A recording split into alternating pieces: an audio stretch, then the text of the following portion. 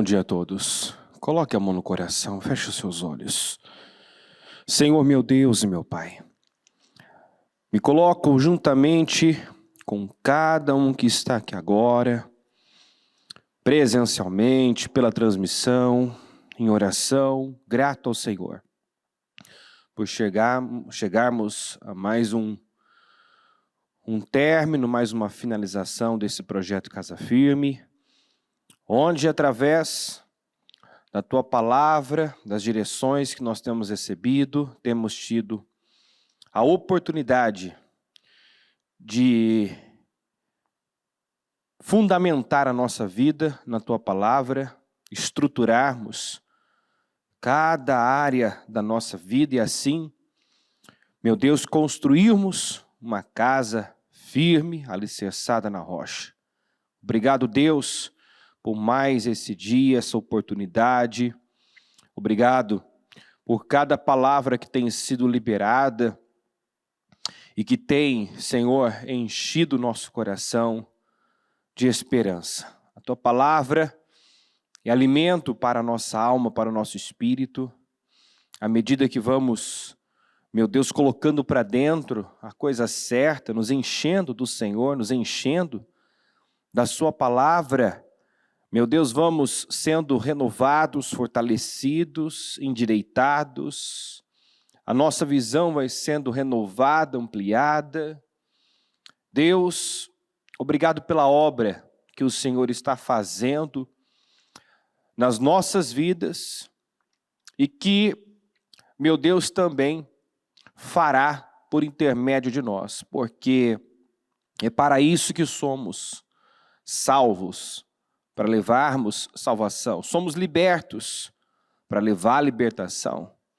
Fomos ungidos pelo Senhor, como diz Isaías, para levarmos boas novas, libertarmos os cativos. Recebemos do Senhor misericórdia para sermos misericordiosos. Tudo que o Senhor faz nas nossas vidas é para, como um discípulo, levar adiante, transmitir, passar para os demais. Então, Senhor, nos ajuda a atuarmos como verdadeiros discípulos do Senhor. Permitirmos que o Senhor nos use para o Teu propósito, até porque a razão da nossa existência é cumprir com o propósito do Senhor em nossas vidas. E eu peço, meu Deus, ajuda-nos, guia-nos, dirija-nos. Sem o Senhor nada somos, nada podemos fazer. Se não formos guiados pelo Senhor, não iremos trilhar o caminho que nos foi determinado pelo Senhor. Iremos fazer muitas coisas e não aquilo que deveríamos fazer. Não, Senhor. Nós queremos estar no centro da Sua vontade. Nós queremos estar onde o Senhor está. Nós queremos estar onde o Senhor, meu Deus, nos plantou. Nós queremos fazer aquilo que tem conosco. Nós queremos amá-lo acima de todas as coisas, até mesmo da nossa própria vida, porque é a partir daí que a nossa vida passa a ter sentido, propósito, relevância. É quando o Senhor reina em nós, reina através de nós. Então vem, Senhor, e assuma o controle das nossas vidas. Não queremos estar no comando, não queremos, meu Deus, fazer o que queremos, mas queremos que a Sua vontade prevaleça em nossas vidas, que o Senhor reine, que o Senhor esteja no comando. Nós queremos amar o que o Senhor ama. E, Senhor, não há nada que o Senhor ame mais do que pessoas. E nós vemos o Senhor trabalhar o tempo todo para abençoar pessoas, curar pessoas, libertar pessoas, levantar pessoas. O Senhor foi um levantador de pessoas. O Senhor acredita em nós, enxerga em nós o que muitas vezes nós mesmos não enxergamos. O Senhor enxergou no Simão aquele inconstante, volúvel, uma rocha, uma pedra, uma rocha, alguém firme, estável. Ele não se via dessa maneira, mas o Senhor enxergou nele isso. Então, meu Deus, ajuda-nos a olhar para nós mesmos a partir da visão do Senhor, do olhar do Senhor. Nos ajuda a crer, não no que, Senhor, sentimos, pensamos ao nosso respeito, mas naquilo que as Escrituras dizem ao nosso respeito. Nos ajuda a crer no que a Tua palavra diz, no que está escrito. Em nome de Jesus, eu peço que o Senhor conduza agora esta reunião, esta mensagem, e que daqui nós possamos sair fortalecidos, edificados, impactados, transformados. Faz uma grande obra aqui, Senhor.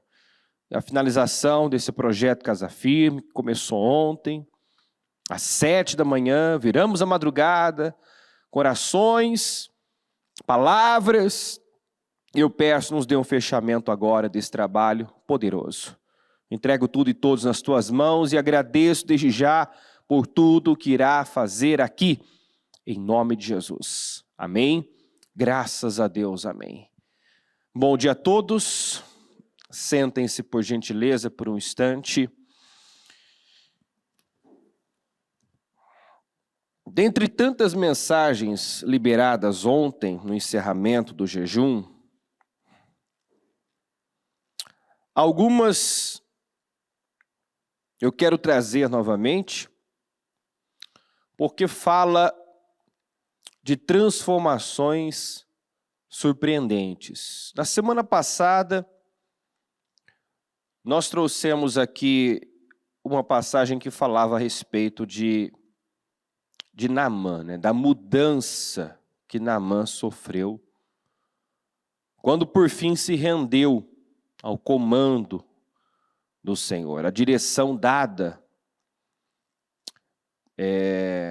pelo homem de Deus.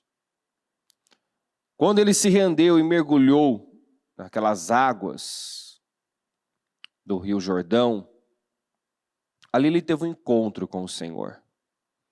Ele não só foi purificado da lepra, mas foi transformado na sua essência. A sua essência mudou, seu coração mudou. Consequentemente, ele mudou radicalmente.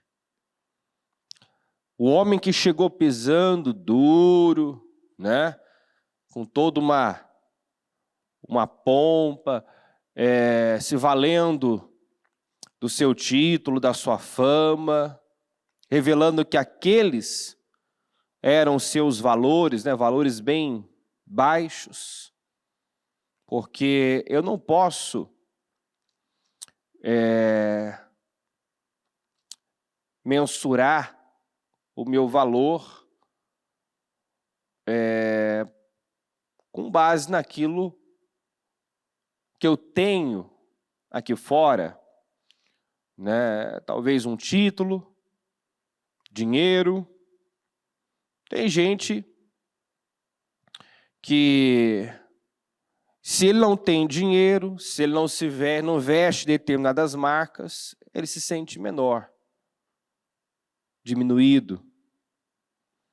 O que mostra a falta de uma identidade revelada, né? Um conhecimento revelado de Deus, que é onde você descobre quem você é onde você se torna uma pessoa forte, uma pessoa livre.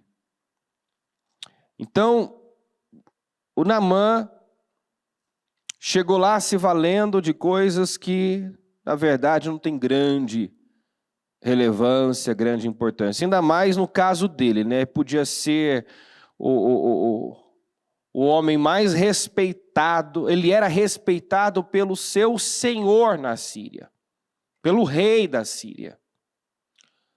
Mas, na condição de um leproso, toda essa credibilidade todo esse respeito estava fadado a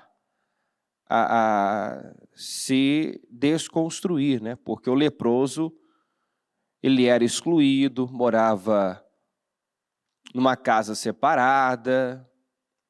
A lepra era aquela doença que vinha para envergonhar a pessoa. E até reis, apesar de serem reis, como por exemplo Uzias, terminou numa casa separada, enfim, terminou seus dias em vergonha.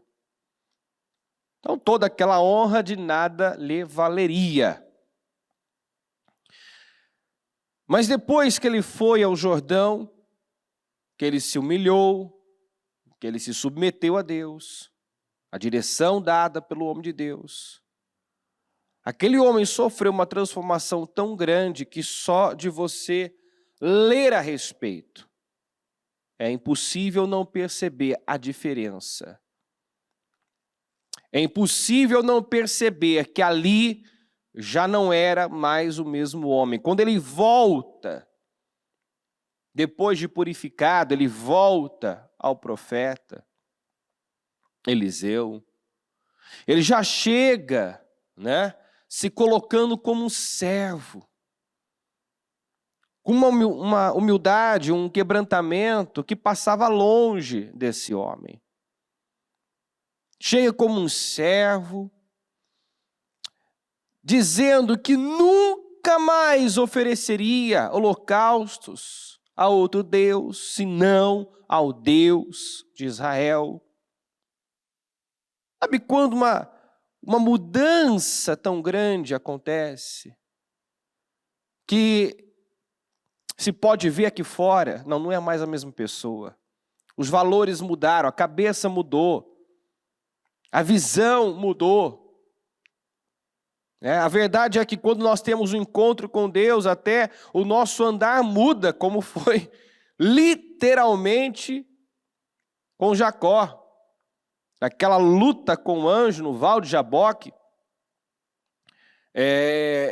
ele teve o caráter mudado, o nome mudado, e o anjo tocou a sua coxa, deslocou a sua coxa, e até o seu andar mudou, literalmente.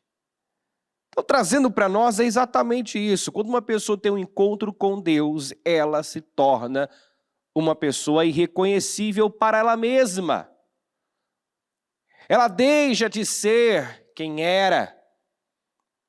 Ela deixa de agir como costumava agir. Ela assume uma outra identidade e passa a olhar, a lidar com as coisas ao modo de Deus. Então essa mudança precisa acontecer. Todos nós precisamos da nossa experiência do Val de Jaboque.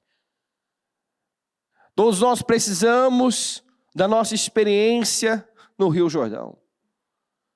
Todos nós precisamos sofrer aquele corte na carne,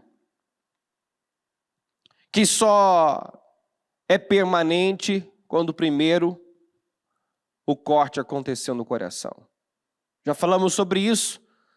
Nenhuma mudança é permanente se ela não acontece primeiramente dentro. Mas quando acontece dentro, aqui fora é perceptível a mudança e ela nunca mais age da mesma forma, porque aconteceu dentro. É algo profundo.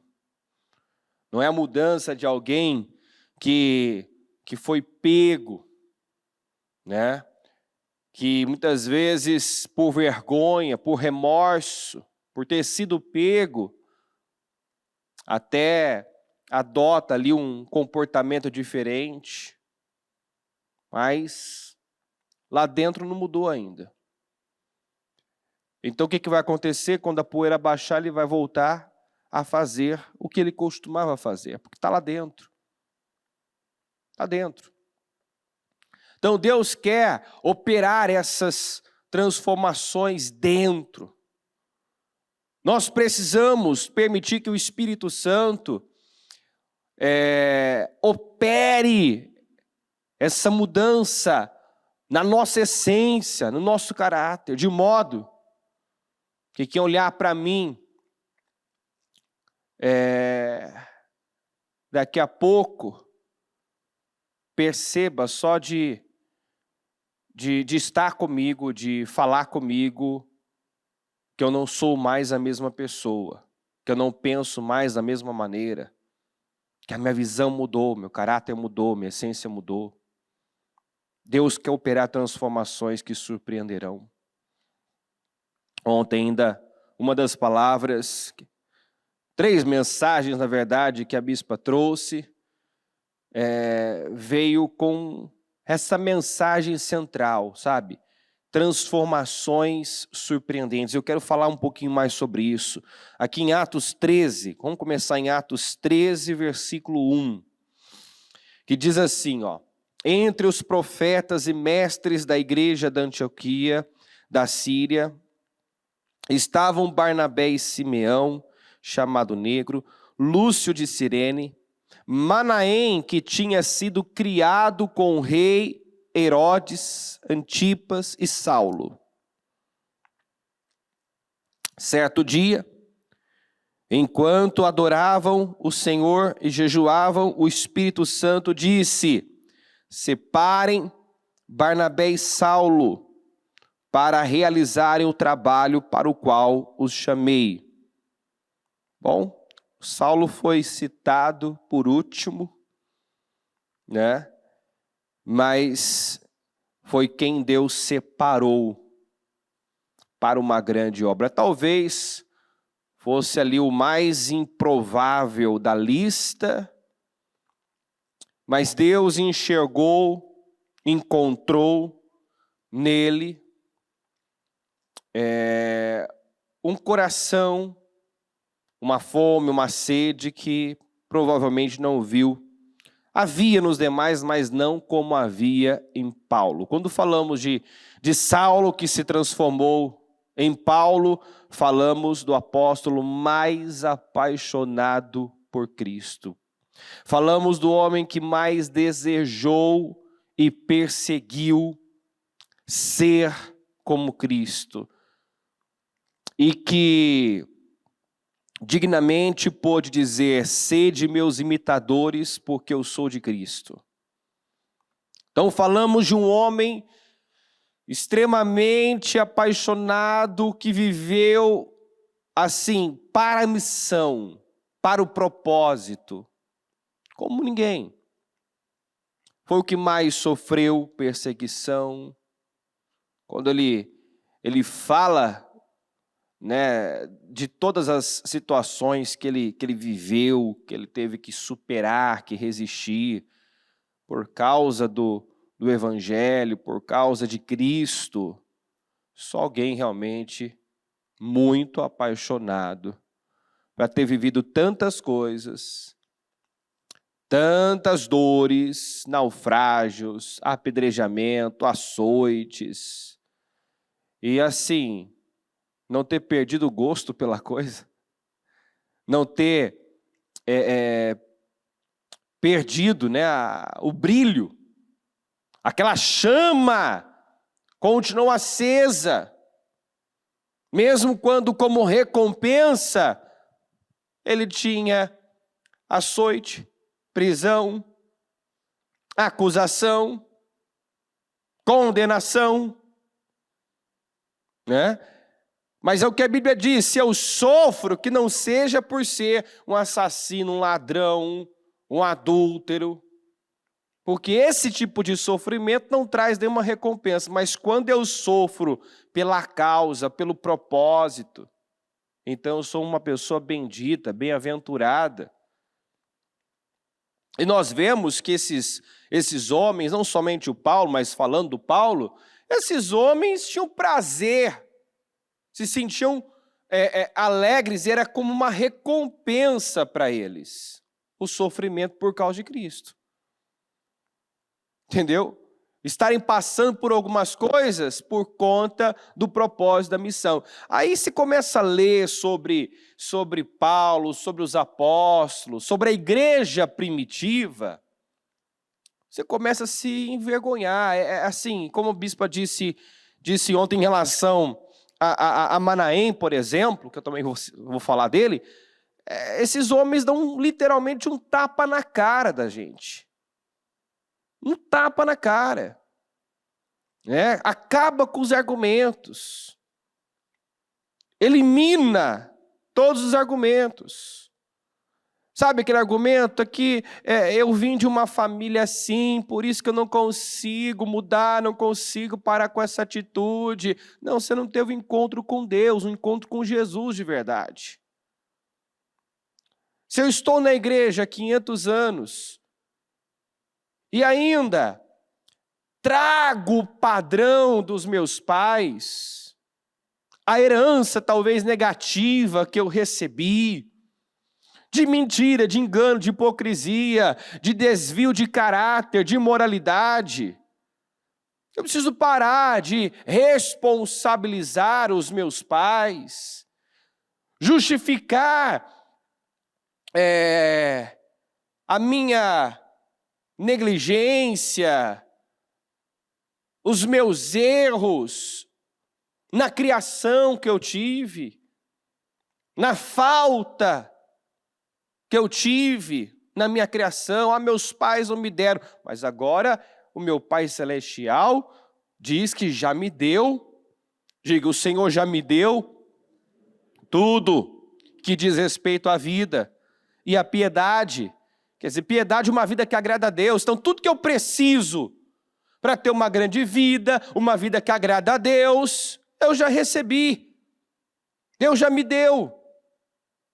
Agora eu preciso crer, porque a fé ativa o que já está em mim. A fé ativa o que Deus colocou em mim. Se eu não creio, se eu continuo crendo mais nas mentiras do diabo, no que eu estou vendo, e não no que eu recebi de Deus, no que Deus diz a meu respeito, o que vai prevalecer é o que eu acredito. Então eu preciso crer que eu sou, que eu me tornei quando criei em Jesus uma nova criatura e que o pecado não tem mais poder sobre mim, o mal não tem mais poder sobre mim. Por que nós vemos ali aquela transformação do Naamã? Aquele homem falando com uma convicção: nunca mais eu vou oferecer holocaustos a outro Deus. Ele fez uma risca no chão. Quando ele conheceu o Deus vivo, o Deus verdadeiro, quando ele descobriu quem era Deus, ele fez uma escolha. Ele tomou uma decisão: eu nunca mais vou me curvar a outro Deus. Agora eu conheço Deus, agora eu sei quem é Deus de verdade. Então eu me recuso a fazer o que eu costumava fazer. Sabe aquela risca no chão? Daqui eu não passo mais. Isso não é mais para mim, isso não me cabe mais. Isso é resultado. Essa postura é resultado de alguém que realmente teve um encontro com Deus, que experimentou algo tão bom que se recusa a voltar para aquilo que ele conhecia, que ele costumava fazer, que quando ele fazia, talvez até lhe dava um prazer momentâneo e passageiro apenas.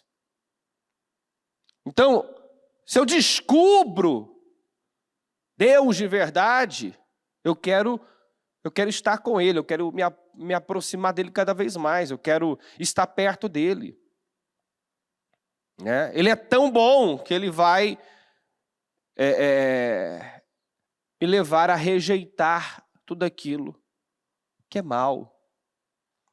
Então, essas transformações surpreendentes precisam acontecer. Deus quer que aconteça.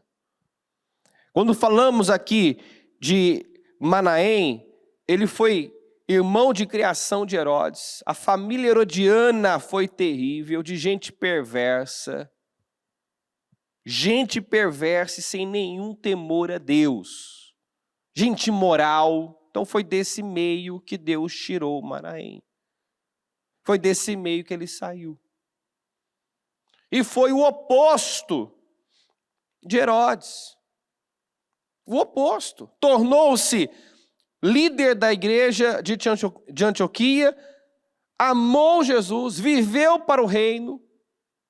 Quer dizer, de onde ele veio, do ambiente em que ele foi criado e se formou, ele tinha tudo para não ser o que ele se tornou.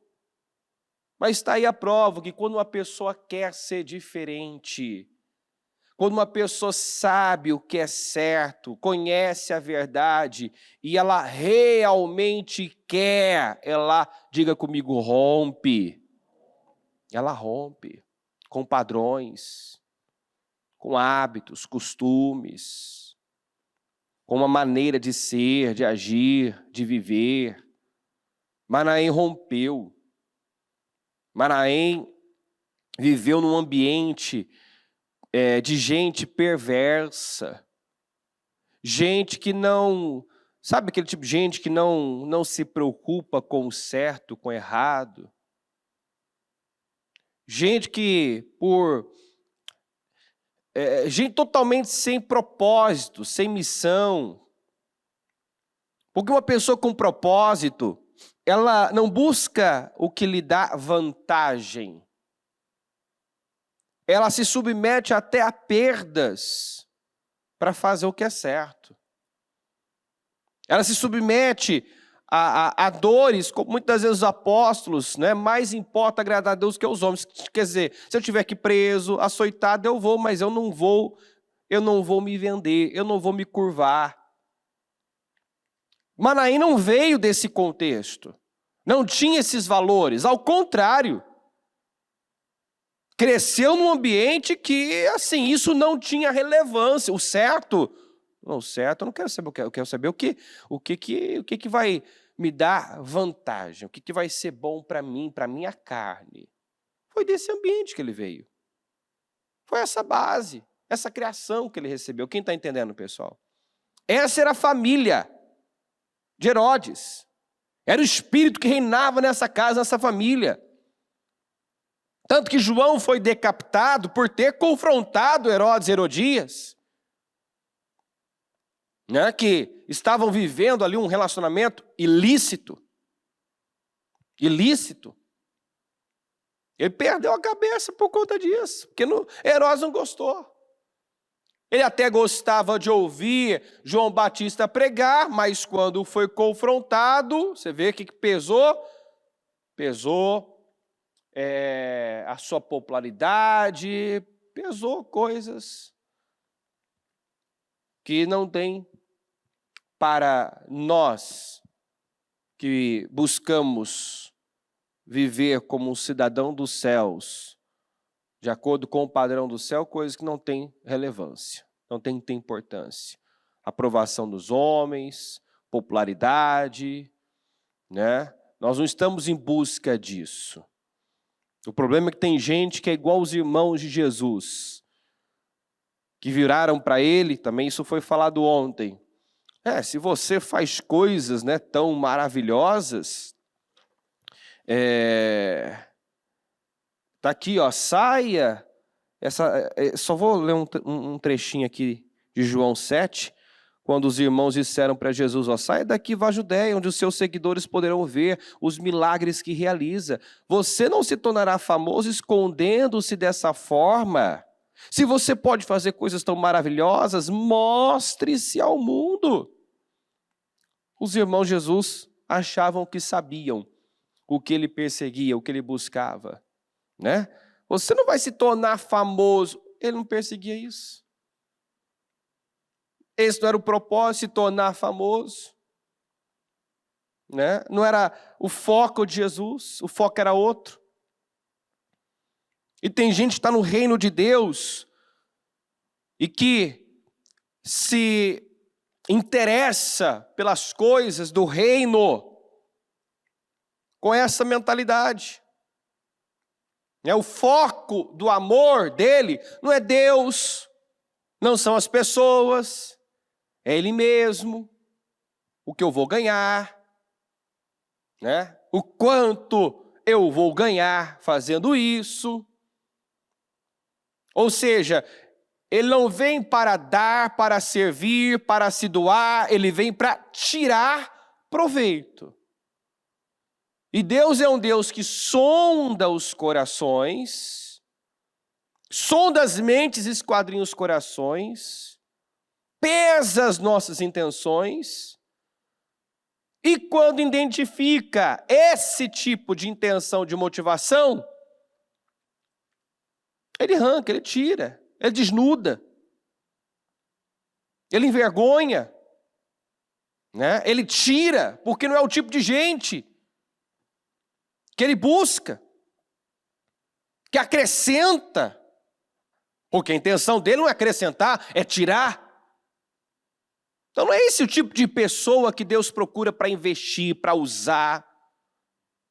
Eu tenho que analisar as minhas intenções, as minhas motivações, por que eu estou aqui, por que eu faço algo no reino, na obra. Porque nós já aprendemos que eu posso estar tendo aqui fora a melhor atitude. Eu posso estar fazendo uma obra incrível aqui fora, mas com a pior intenção, com a intenção mais errada. Outra coisa que foi dito ontem, né? A intenção do Moisés em defender o hebreu foi boa, mas o método foi errado. Às vezes a obra é boa, mas a intenção é errada. Então qual que é a saída? Obra certa com intenção certa, é o que Deus busca. Né? Porque você pode ter outra coisa que impede o crescimento de muita gente. Ele até é bem intencionado, ele quer servir, mas ele faz ao modo dele. Funciona?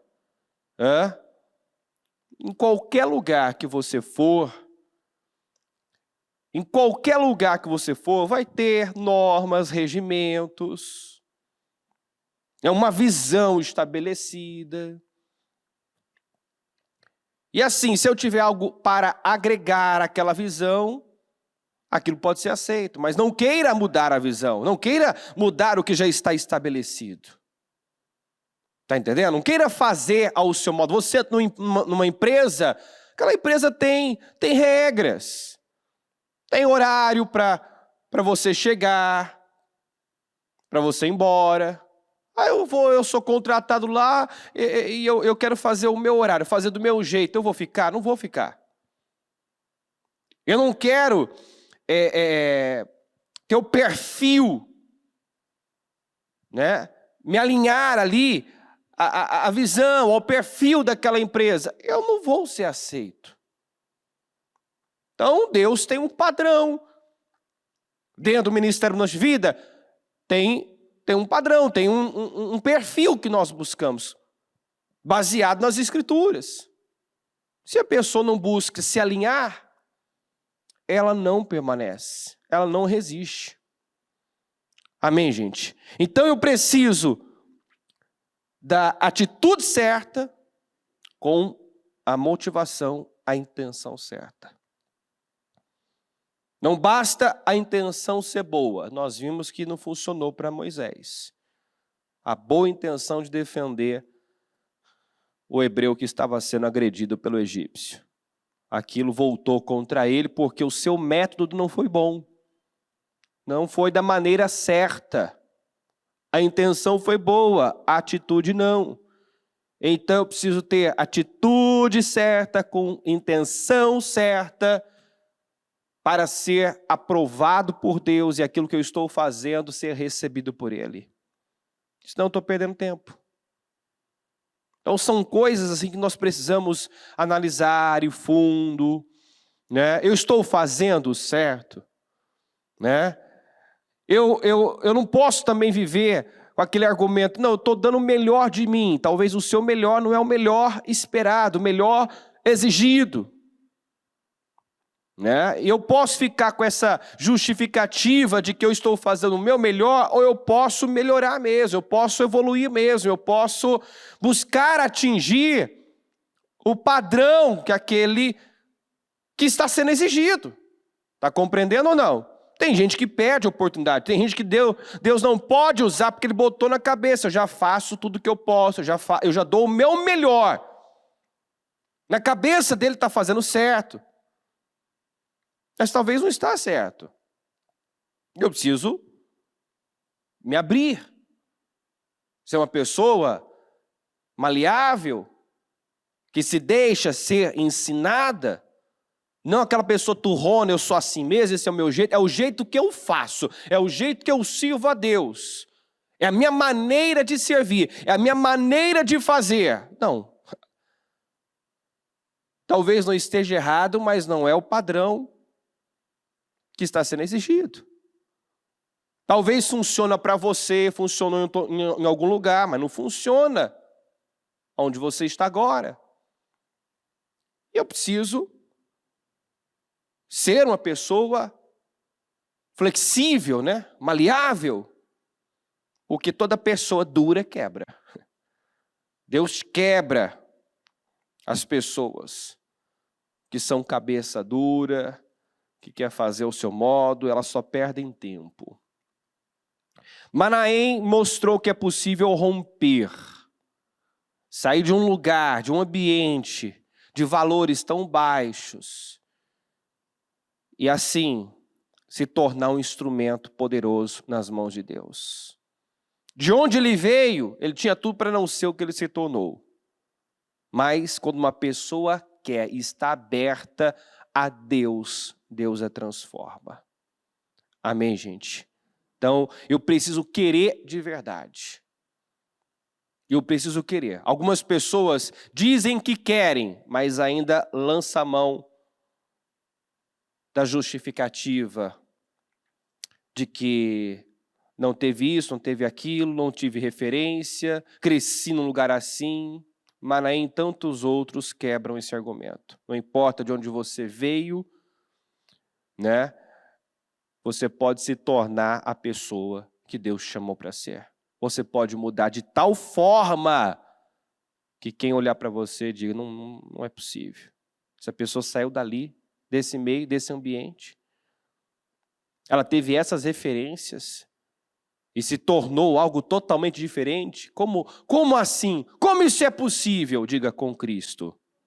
Com Cristo, você pode ser o oposto daquilo que você conhecia e tinha como padrão. Aí voltamos aqui para o exemplo de Paulo. Paulo, que antes de ser Paulo era Saulo, foi o último da fila, né?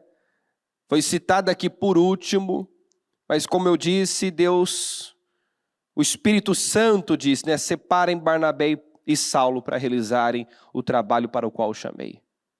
Então Deus encontrou algo especial, algo diferente nesse homem. E o que eu creio que chamou a atenção, atraiu o olhar do Senhor para Saulo, foi a sua fome, a sua sede, porque Deus é atraído pela fome.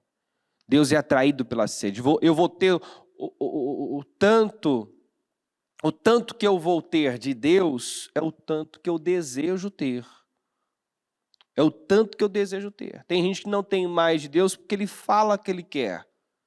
Eu queria tanto ter experiências novas com Deus. Ele fala que quer, ele expressa um desejo com palavras, mas não com obras, com atitudes.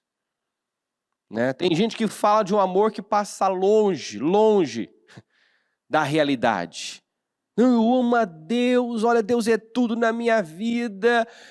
Assim, às vezes uma crítica, um mal entendido na igreja, a pessoa já se fecha, já está pensando até em parar, em largar a mão, desistir de tudo. Imagina então, se como Paulo, né, ela fosse acusada mesmo, se ela fosse apedrejada, açoitada, chamada de assassino. Às vezes você encontra pessoas, não falaram isso de mim, a pessoa está chateada, né? Já se fecha. Agora, Paulo, quando pisou na ilha chamada Malta, foi fazer uma fogueira, uma cobra grudou na sua mão e os habitantes da ilha começaram a chamá-lo de assassino. De assassino. Tinha um monte de prisioneiro lá com ele. Devia ter assassino, ladrão, devia ter um monte de gente, né, dessa classe, mas isso Paulo não era. Ele fora um assassino. Ele perseguiu, matou, prendeu cristãos, mas agora já não era mais o Saulo, era o Paulo. Na verdade, era o único ali que temia Deus. E aqueles homens sem conhecimento, por verem ele vivendo aquela situação, começaram a chamá-lo de assassino. E aquilo não mexeu com ele, aquilo não incomodou, aquilo não pesou. Porque quando eu sei quem eu sou em Cristo, quando eu conheço a Deus de verdade, eu tenho identidade, não pesa mais o que pensam, o que falam ao meu respeito. Pesa o que eu sei. Isso já não me atinge mais. Essa é uma característica de quem realmente conhece a Deus. Coragem, liberdade. A pessoa se torna uma pessoa forte, uma pessoa livre. Diga, forte, livre.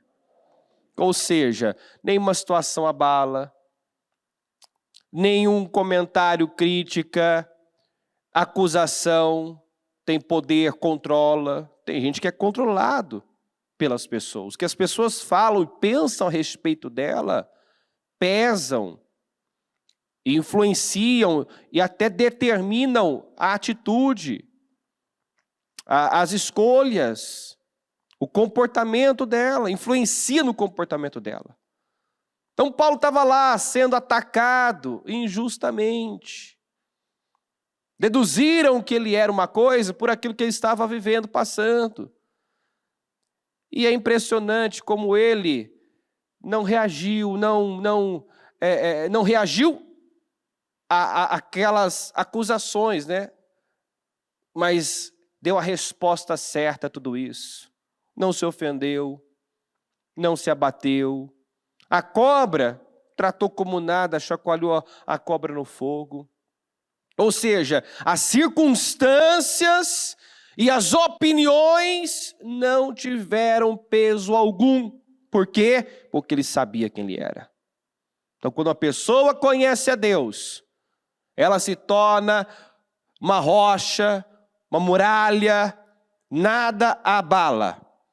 Aqui em Atos 9, 22, diz assim: todavia Saulo se fortalecia cada vez mais. Diga, se fortalecia. Cada vez mais. Então, Paulo foi aquele tipo de gente que conheceu a Deus, teve o seu encontro com Deus e não parou, não estagnou, não se conformou. Diga, buscou mais. Diga, cresceu, se fortaleceu. É maravilhoso quando uma pessoa não deixa a chama do primeiro amor se apagar. Ela quer mais, ela busca crescer. Ela não para de evoluir. Ela tem sede, uma fome insaciável por Deus.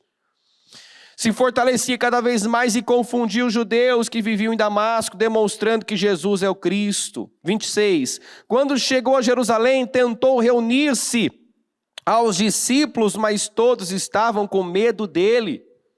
Porque até outro dia era o Saulo que respirava ameaça contra os cristãos, que prendia, que tacava fogo nas casas, que matava.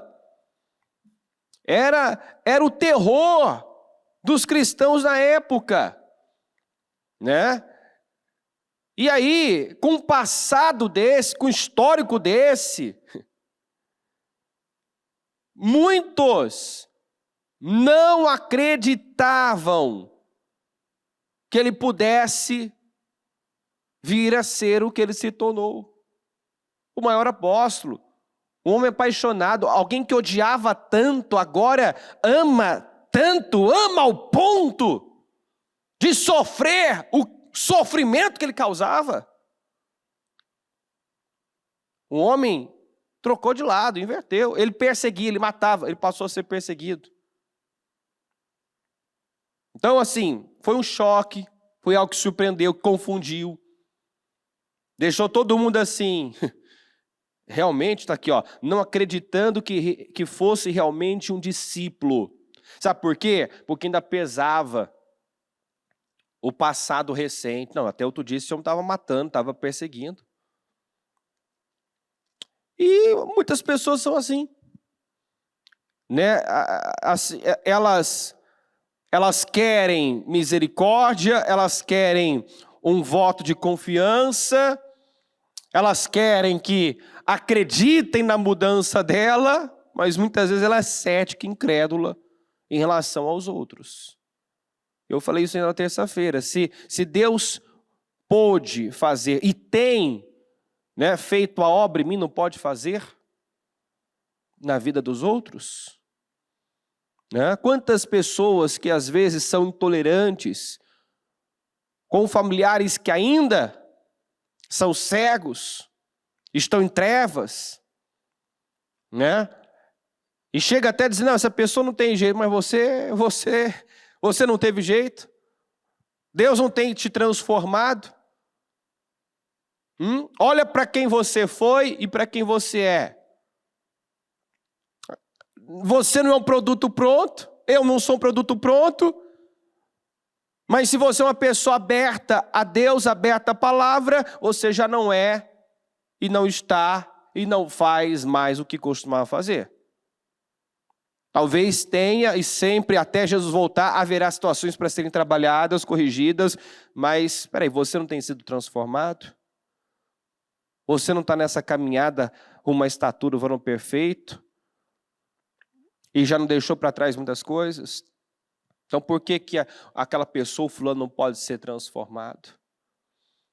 Então eles agiram com preconceito. Não pode ser verdade. Ele não pode ser realmente um discípulo. Ele não pode realmente, não acreditando que fosse realmente um discípulo.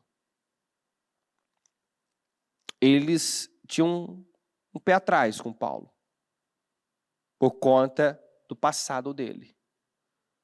Mas graças a Deus, né, que o nosso passado deixa de ter peso quando realmente nos arrependemos, nos curvamos diante do Senhor. Deus não está preso ao nosso passado, é por isso que ele diz, esqueça o que se foi, deixe o passado. E vamos lá, para Paulo ser o instrumento que ele foi, que ele se tornou nas mãos de Deus, ele não seria vivendo de passado. Tenta imaginar o Paulo pregando para uma família que ele ateou fogo na casa dela. Tenta imaginar Paulo falando de fé, falando do amor de Cristo. Paulo falou sobre amor, inclusive, em Coríntios como ninguém. Né? Então, para esse homem falar de amor, sendo que era sinônimo de ódio por muita gente. Falar de Saulo, falar de Paulo, que antes era o Saulo, era falar de alguém que respirava ameaça, que vivia uma fúria, um ódio, uma revolta. Então, ele não teria tido essa capacidade de falar de amor, falar de vida, preso ao passado. Então, aquele passado realmente ficou para trás. Ficou para trás. Ele se livrou dentro dele da pessoa que ele foi, das práticas que ele fez. Ele não trazia mais condenação, porque se alguém está em Cristo, já não há mais condenação. É fácil você se analisar e descobrir se realmente está andando com Jesus ou vivendo uma religião. A religião escraviza, pesa, oprime, entendeu? O religioso é que vive com aquele peso, reage muito mal quando erra, quando peca, dá lugar à condenação, culpa. Por quê? Porque ele não conhece a Cristo. Ele não conhece e não acredita na palavra de verdade. Porque se eu conheço, se eu acredito, eu sei que se eu pecar, porque agora que Cristo vive em mim, eu não sou praticante do pecado. Eu sou praticante da justiça. Mas se eu pecar, não é o fim do mundo. Eu tenho um advogado junto ao Pai, Jesus Cristo. Então João disse, filhinhos, não pequem, né? Porque vocês agora não são mais escravos do pecado. Então não pequem, não vivam mais na prática do pecado. Todavia, se pecarem, não é o fim do mundo. Há um advogado. Um dia esse advogado vai ser juiz, irá julgar, mas hoje ele está para te defender. Então, qual é a resposta que eu tenho que dar quando eu cometo um erro?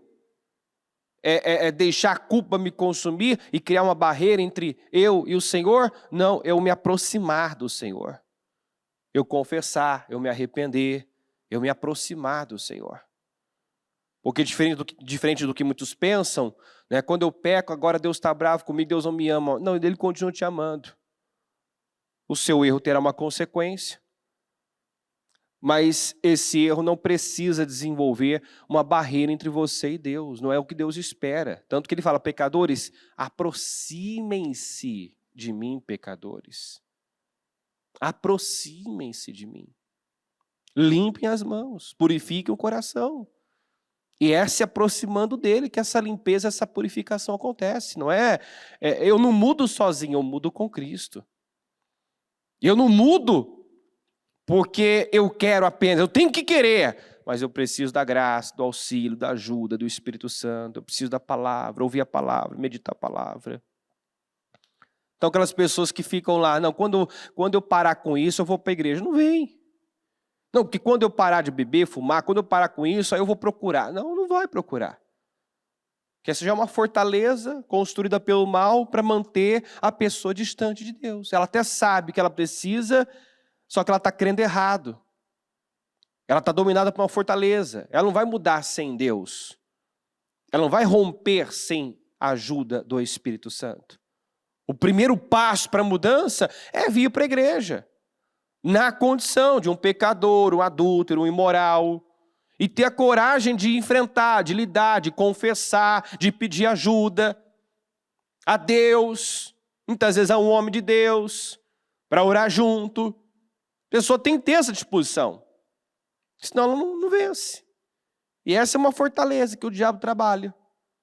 Para manter a pessoa escrava. Para afastá-la da libertação.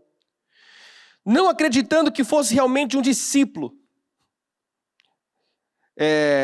Só que a nossa vida não é determinada pelo que as pessoas acreditam a nosso respeito, mas pelo que você acredita.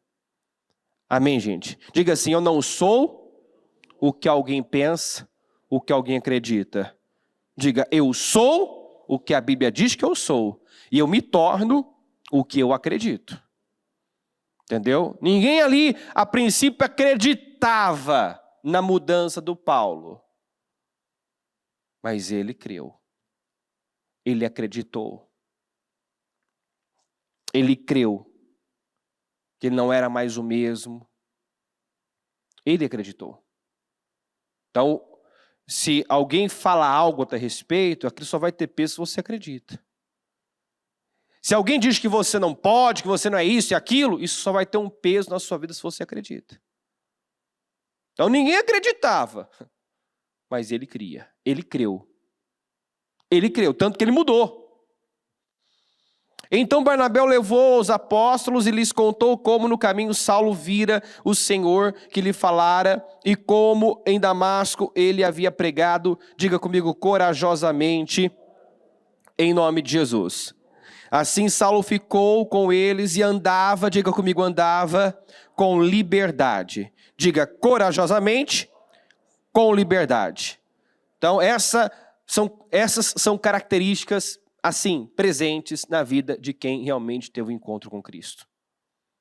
Coragem, liberdade. O Senhor nos chama para andarmos em liberdade, livres de culpa, de condenação, sem acusação, de cabeça erguida. Então, quando uma pessoa conhece a Deus, ela se torna uma pessoa forte e livre. Uma pessoa sem medo, uma pessoa que não teme mais a nada, porque agora ela teme a Deus. Se eu temo a Deus, não temo a nada. Né? Como o Senhor disse, não temam o homem, que pode fazer, né, o corpo perecer. Pode matar o corpo, temam a Deus. A Deus vocês devem temer. Ele pode fazer perecer o corpo e a alma.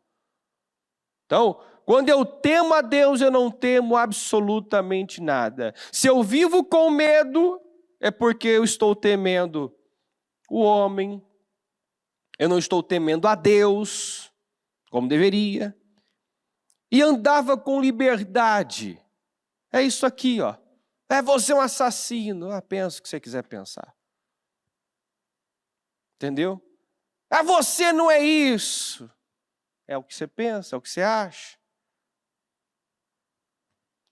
Fique com o que você pensa, fique com o que você acha. Você não vai conseguir, você não pode, você não é capaz, você não dá conta. Sabe, essas coisas deixam de ter peso, porque agora o que pesa é a palavra. É o que Deus pensa, é o que Deus fala. Amém, gente? Se as opiniões, os comentários, os julgamentos me atingem, eu preciso encarar esse fato. Me falta uma identidade revelada. Consequentemente, me falta, diga, conhecer a Deus intimamente, de forma revelada. Talvez eu conheço a igreja, eu conheço os irmãos da igreja, eu conheço a liderança da igreja, eu conheço a religião, mas eu não conheço a Deus. Quando eu conheço a Deus, essas são características. Paz, a bispo sempre fala, né, que a primeira mudança, a primeira coisa que ela percebeu quando ela se abriu para Jesus foi paz. Ela não tinha paz, ela não dormia, era perturbada. A primeira coisa que ela percebeu que mudou, passou a dormir, passou a ter paz. Entendeu? Porque Jesus disse, eu deixo-vos a minha paz. Eu posso dizer que eu estou andando em Jesus sem paz, sem alegria? O reino de Deus consiste em justiça, paz e alegria no Espírito. Eu estou andando com Deus e estou praticando pecado? Não, não estou andando com Deus. Eu estou andando com Deus e não tenho paz? Não, eu não conheço a Deus. Eu estou andando com Deus e não sou uma pessoa alegre e feliz? Mas não tem como eu ser feliz. Olha a situação que eu estou. Se a Bíblia diz, alegrai-vos sempre, novamente direi, alegrai-vos. Quer dizer, independente da situação. Você pode estar vivendo um momento difícil, mas paz, alegria e justiça não vai faltar na tua vida. Amém, gente? Paz, justiça e alegria. Esse é o reino de Deus. Nisso consiste o reino de Deus. Isso não vai faltar. Então, coragem e liberdade. Andava com liberdade em Jerusalém, pregando, aí enfatiza aqui, ó, corajosamente em nome do Senhor. Então, assim, não dá para desassociar. Não, eu tenho um relacionamento com Deus, mas eu tenho medo. Não, esse conhecimento de Deus expulsa todo medo. Lança fora todo medo. Entendeu? Não dá para dizer que uma pessoa conhece a Deus e não revela nas suas atitudes coragem. Essa é uma característica de quem anda com Deus. Coragem e liberdade. Então Paulo, né, chamado anteriormente de Saulo, foi a maior e a mais inacreditável surpresa para todos. Um homem difícil, improvável. Não, esse não tem jeito. Teve. Deus operou essa transformação, né? Tornou-se o apóstolo mais apaixonado por Cristo. O que mais cresceu e expandiu o evangelho, né? Foi o homem que mais levantou igrejas. Um homem imparável. Pensa numa pessoa imparável. Imparável. Eu já preguei, ontem a bispa falou, né, sobre essa passagem bíblica de Filemão. Para mim é muito forte isso aqui, ó. Filemão 1:9 diz assim: prefiro fazer um apelo com base no amor. Eu, Paulo, já velho, diga comigo, já velho, e agora também prisioneiro, diga prisioneiro, ó circunstâncias. Olha as circunstâncias, estou velho, estou preso, mas não estou morto. Estou cheio de vida, estou transbordando. Por quê? Apelo em favor de meu filho Onésimo. Diga comigo, que gerei enquanto estava preso. Gente, o sujeito estava velho. Estava preso. Ó, recompensa pelos seus anos dedicados ao evangelho. Estava preso, estava velho, estava preso, e estava frutificando, estava produzindo. Gerou Onésimo enquanto estava preso. Onésimo, como diz aqui, ó, ele antes era inútil para você. Ele estava enviando, né? Ele de volta a Filemão,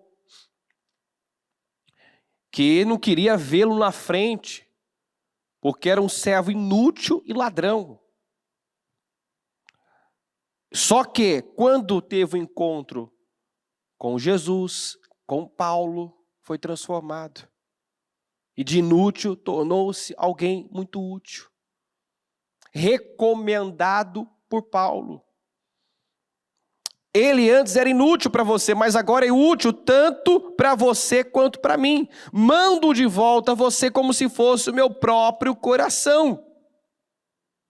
Então ele foi um escravo, inútil, ladrão, mas ao se converter, mudou, se tornou outra pessoa.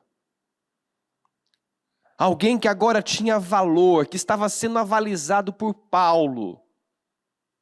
Recomendado por Paulo. Paulo estava ali apelando, ó, receba-o como se estivesse recebendo o meu coração.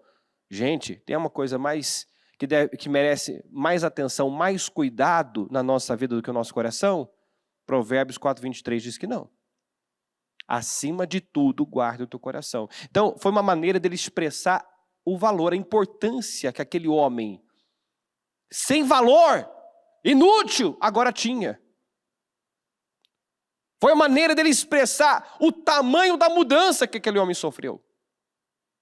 Ó, Filemão, não se trata mais da mesma pessoa. O Onésimo que você conheceu morreu, tá? Já não é mais o mesmo. Está diferente, completamente mudado. Antes, realmente, era um inútil, um imprestável, sem valor, sem caráter, ladrão. Mas agora, você está recebendo uma outra pessoa. Então, receba-o como se estivesse recebendo o meu coração. É algo valioso. Então, foi uma mudança, assim, tão grande, que surpreendeu. Surpreendeu. Eu tenho falado, porque eu acredito nisso, para mim, para cada um, que nós vamos terminar esses 52 dias irreconhecíveis, para nós mesmos. Deus quer que ao término desses 52 dias, você esteja reconhecível, a sua vida esteja irreconhecível. Você possa se ver numa condição, a começar espiritual, né? Porque tudo começa pela parte espiritual. Uma condição que você nunca imaginou estar. vivendo coisas que você nunca viveu, porque a promessa tem sido essa, que Deus vai nos levar para lugares onde nós não fomos ainda. Deus tem coisas novas, inéditas. Deus quer fazer uma obra incrível na vida de cada um. Mas essa mudança não acontece sem um encontro real, verdadeiro com o Senhor. Foi depois que Paulo teve um encontro com Jesus, que ele deixou de ser Saulo para ser Paulo. Manaém quis ser diferente. Quis Deus. E foi capaz de romper com um padrão muito baixo. Que o padrão da família dele, do lugar de onde Deus tirou, era um padrão baixo. E ele rompeu. Se tornou líder da igreja de Antioquia. Saulo era o último da lista, mas sua fome, sua sede por Deus o fez sobressair. Ele passou na frente de muitos que já estavam lá. Muitos. Então, Deus quer operar grandes mudanças.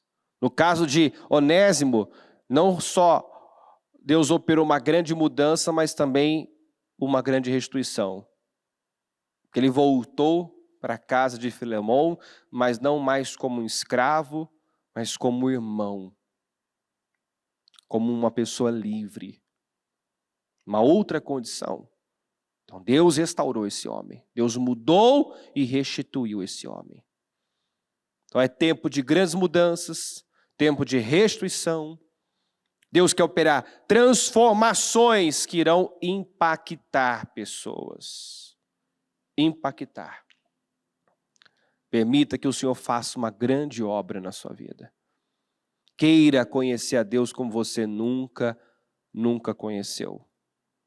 Sofra essas mudanças internas que vão gerar aqui um comportamento, uma atitude que vai surpreender a todos. Em nome de Jesus. Amém? Coloque-se de pé, por gentileza, com o seu propósito nas suas mãos. Feche os seus olhos por um instante.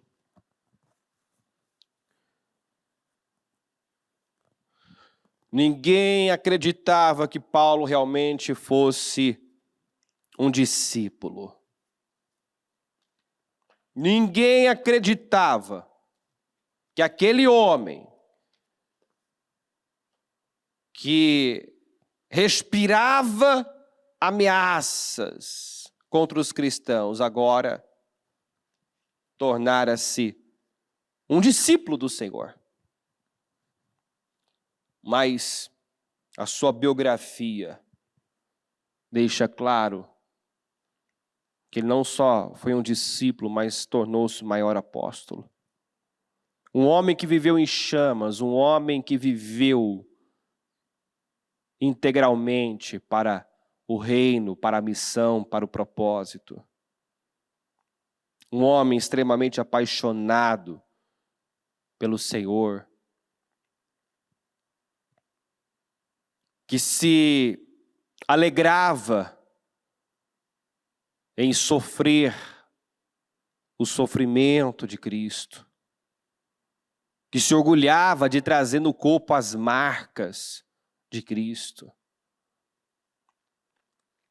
Como eu disse, esses homens dão um tapa na nossa cara, porque quantos que por muito menos estão negando, estão abandonando. A verdade é que nós temos muito mais fãs do que verdadeiros discípulos. Admiradores do que verdadeiros discípulos. Deus está à procura de verdadeiros adoradores. E não pessoas que honram a Deus com os lábios, expressam um querer, uma fé, um amor com boca. Deus quer obras. Tiago disse, de que adianta, meus irmãos, dizerem que tem fé e não tem obras? Alguém é justificado apenas pela fé? Não, Abraão foi justificado pelas obras, por ter feito o que fez. o Senhor disse: esteja certo de que eu vou te abençoar.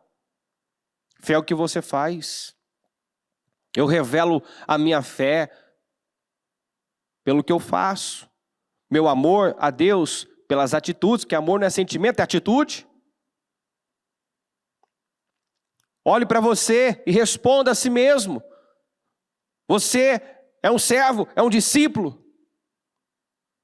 Ou ainda está na condição de um fã apenas? De um admirador apenas? Herodes era um admirador de João Batista, até ele ser confrontado por João. Até ele ser confrontado. Então ele gostava de ouvir, mas não estava aberto.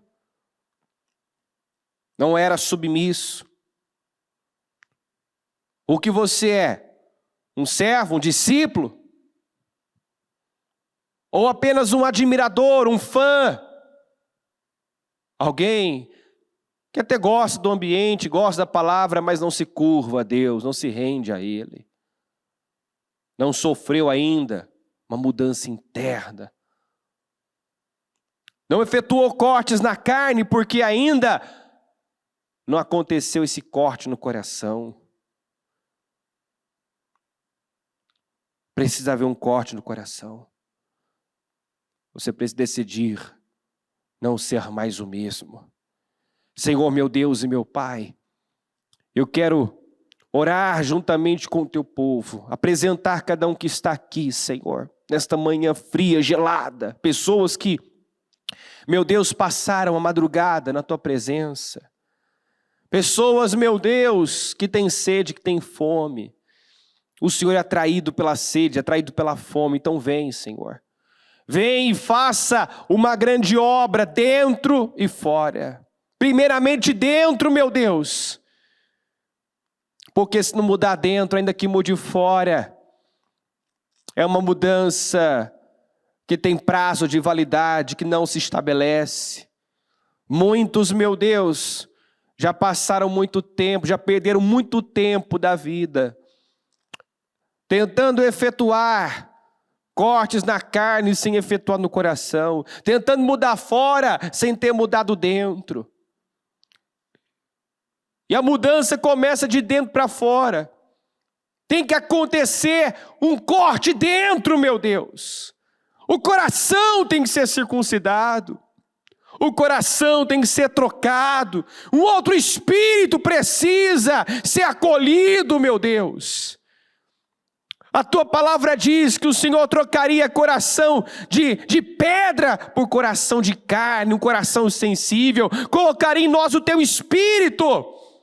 E através dele nos levaria a obedecer, guardar os teus mandamentos. Eu peço, faça isso, meu Deus. Nos dê o coração certo, um coração humilde, um coração quebrantado. Coloque em nós o teu espírito. Opere essa transformação, meu Deus, que irá surpreender, impactar, meu Deus. Confundir, meu Pai. Em nome de Jesus. Senhor, eu peço, faça uma grande obra. Derrama o teu espírito sobre cada um que está aqui, Senhor. Que as mudanças que ainda não aconteceram, aconteça. Que a entrega que ainda não aconteceu, aconteça. Em nome do Senhor Jesus. Eu oro, meu Pai, para que o Senhor levante aqui Manaés e Paulos, meu Deus. Homens improváveis. Homens que, se fosse olhar para quem foi, não acreditaríamos no que se tornou. Que se fôssemos focar, meu Deus, o passado, o que fez, diríamos, esse não tem jeito. Esse, não há esperança para esse, mas está aqui, Senhor. Está aqui a prova de que uma pessoa pode mudar de tal forma a se tornar irreconhecível para todos, inclusive para ela. Faz essa grande obra. Se há pessoas na condição de servo inútil, meu Deus, porque até hoje não mudou a essência, não mudou o caráter, não apurou, não refinou as intenções, as motivações, porque até hoje nunca foi fundo, meu Deus.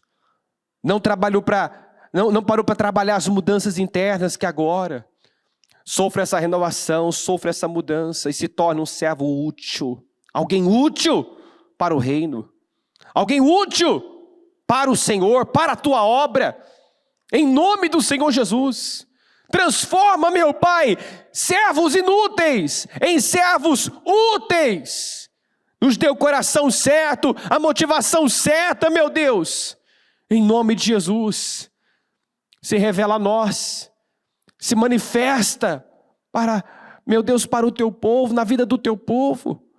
Em nome de Jesus eu oro por aqueles que ainda não te conheceram intimamente, meu Deus.